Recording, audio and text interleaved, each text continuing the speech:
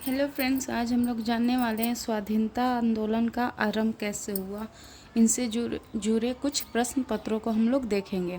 तो इसे स्टार्ट करने से पहले आप मेरे चैनल कॉम्पिटिटिव गुल्लक को लाइक करें, सब्सक्राइब करें और शेयर करें ताकि कोई भी नोटिफिकेशन सबसे पहले आप तक पहुंच सके।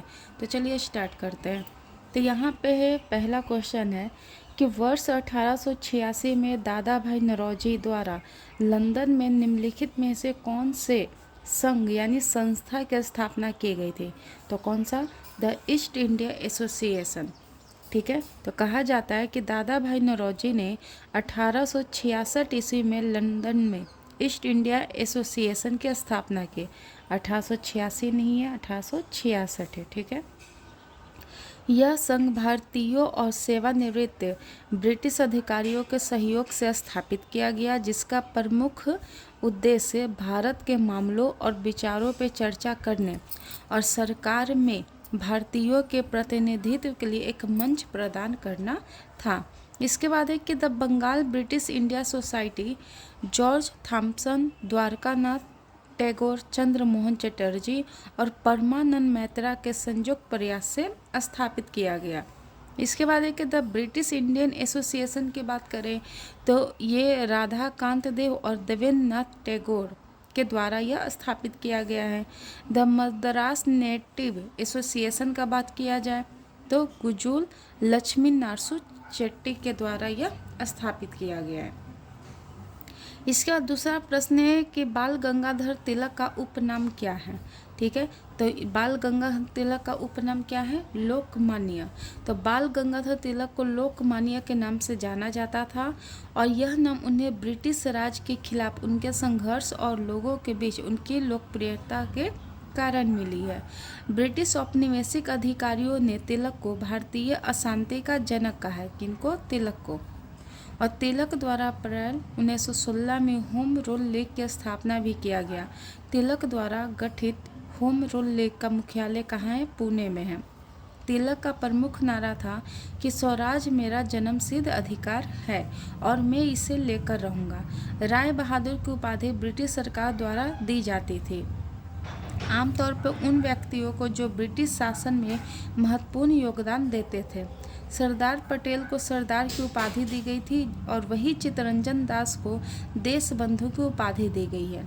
ठीक है, अगला प्रश्न है कि भारतीय स्वतंत्रता संघर्ष के समय कांग्रेस का नरमपंथी काल किस अवधि को कहा गया है? तो कब? 1885 से 1905, जिसे उदारवादी भी कहा जाता है।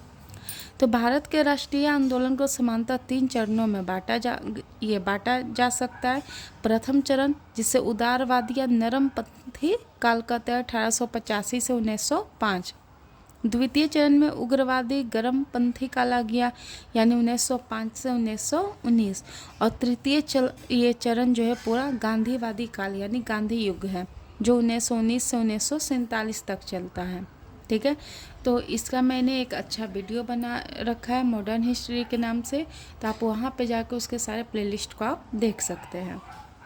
इसके बाद एक मुस्लिम लीग और भारतीय राष्ट्रीय कांग्रेस द्वारा लखनऊ संधि पे हस्ताक्षर कब किए गए थे? तो कब? 1916 में। ठीक है, तो 1916 में कांग्रेस अधिवेशन के दौरान यहाँ पे लखनऊ समझौता में क्या किया गया था? साइन किया गया था और इस समझौते द्वारा मुस्लिम लीग के पृथक निर्वाचन के मुद्दे को कांग्रेस द्वारा स्वीकृति प्रदान की गई थी। महामना के नाम से किसे जाना जाता है? तब मालवीय, मदन मोहन मालवीय। द महामना, ठीक है, नाम से पंडित मदन मोहन मालवीय को जाना जाता है। उन्होंने काशी हिंदू विश्वविद्यालय की स्थापना की। भारत सरकार ने वर्ष 2015 में उन्हें भारत रत्न से भी सम्मानित किया है। गांधी जी को राष्ट्रपिता के नाम से जाना जाता है और नेहरू जी को चाचा नेहरू के नाम से बुलाते हैं और राजीव गांधी को भारत के सबसे युवा प्रधानमंत्री के नाम से जाना जाता है। इसके बाद है कि मुस्लिम लीग की स्थापना 1906 ईस्वी में हुई। उस समय उनके उद्देश्यों में कौन सी बात सम्मिलित नहीं थी? तो यहाँ पे देख सकते हैं, तो द्विराष्ट्र सिद्धांत नहीं सम्मिलित था। भारत का सांप्रदायिक विभाजन यह भी सम्मिलित नहीं था। पाकिस्तान की मांग ये भी नहीं था। यानी इसमें ऑप्शन कहा जाए तो उपयुक्त सभी क्या हैं? सही हैं। ठीक है, तो यहाँ पे आप देख सकते हैं कि मुस्लिम लीग की स्थापना दिसंबर 1906 ईस्वी में ढाका में की गई थी। मुस्लिम लीग के उद्देश्य उस समय निम्नलिखित थे। पहला, ब्रिटिश सरकार के प्रति नरमी। दूसरा था कि मुस्लिमों के राजनीतिक अधिकारों की रक्षा होना चाहिए, ठीक है।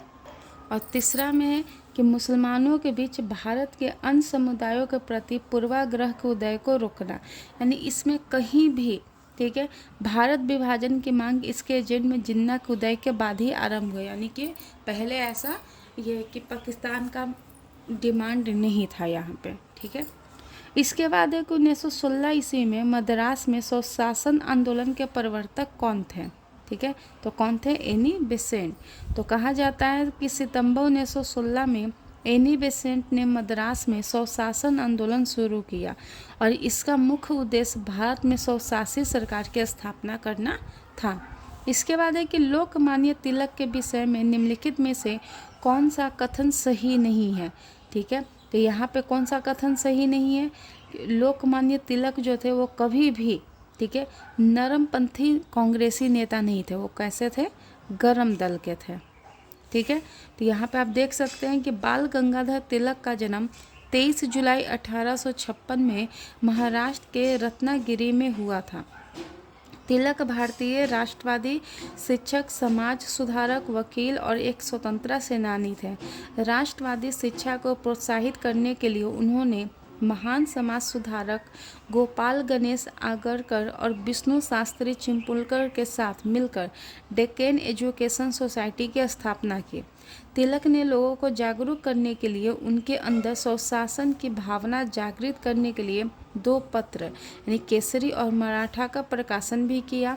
तिलक ने कांग्रेस के उदारवादी या नरमपंथी विचारों का कड़ा विरोध किया है, यानी कि एक गरम दल के थे। उनका कहना था कि ब्रिटिश सरकार के खिलाफ एक सरल संवैधानिक आंदोलन करना व्यर्थ है, वह इसके एक सशस्त्र विद्रोह चाहते हैं। चापेकर बंधुओं द्वारा 22 जून 1897 में कमिश्नर रैड और लेफ्टिनेंट आर्यस्ट की हत्या कर दी गई और तिलक को हत्या के उकसाने के आरोप में, ठीक है, तिलक को हत्या के उकसाने के आरोप में 6 साल के लिए जेल में डाल दिया गया। शिवाजी और भगवान गणेश को समर्पित वार्षिक उत्सव बाल गंगाधर तिलक द्वारा शुरू किए गए थे। इन उत्सवों का आयोजन औपनिवेशिक शासन के विरोध में आम लोगों में राष्ट्रीय भावना का निर्माण करने के लिए किया जाता था। इसके बाद है कि होम रूल लीग आंदोलन किसने आरंभ किया? तो किसने आरंभ किया था? तो एनी बेसेंट और लोकमान्य तिलक, ठीक है, एनी बेसेंट और लोकमान्य तिलक जी ने होम रूल लीग आंदोलन आरंभ किया है, ठीक है। तो यहाँ ऑप्शन डी सही हो गया। तो प्रशासन में ब्रिटिश नियंत्रण को कम करने के लिए होम रूल आंदोलन का सर्वप्रथम आयरलैंड में चलाया गया था, ठीक है, यह आंदोलन, और एनी बेसेंट और तिलक के नेतृत्व में यह चलाया गया है। भारतीय होम रूल आंदोलन इसी आयरिश आंदोलन से प्रभावित थे। बाल गंगाधर तिलक द्वारा पुणे में, एनी बेसेंट द्वारा मद्रास में होम रूल लीग की स्थापना की गई है। इसके बाद अगला प्रश्न है कि निम्नलिखित में कौन सी पार्टी या संगठन डॉक्टर अंबेडकर द्वारा स्थापित नहीं की गई थी? तो कौन सा?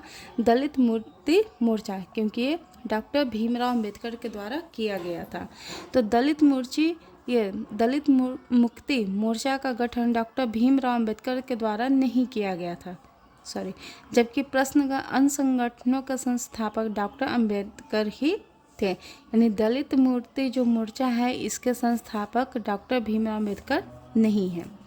इसके बाद है कि निम्नलिखित आंदोलनों में से किस आंदोलन में वंदे मातरम का नारा अपनाया गया था? कब? 1905 में, बंगाल के विभाजन के दौरान, ठीक है।